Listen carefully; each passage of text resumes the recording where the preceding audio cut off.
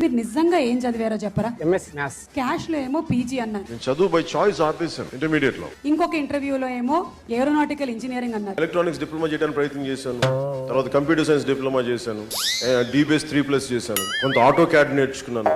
ఒక దగ్గర ఏమో డిగ్రీ అన్నారు. నాకు సైన్సెస్ చాలా ఇష్టం, mathematics and physics and chemistry. ఇంకొక దగ్గర ఏమో 10th వరకు చదివానన్నారు. 7th grade లో నేను స్టూడ్ ఫస్ట్ ఇన్ ఇంగ్లీష్. ఇప్పుడు మా ఇంట్లో మా అమ్మ నాన్న ఇంగ్లీష్ మాట్లాడుతున్నా, నాకు ఇంగ్లీష్ రాదు. నేను ఈ రోజు ఐపీఎస్ చదువుకున్నందుకు నాకు చాలా గర్వంగా ఉంది సార్. ఇంతకీ ఏం చదివావు బాబు? కాలేజ్కి ఎప్పుడు వెళ్ళలేదు.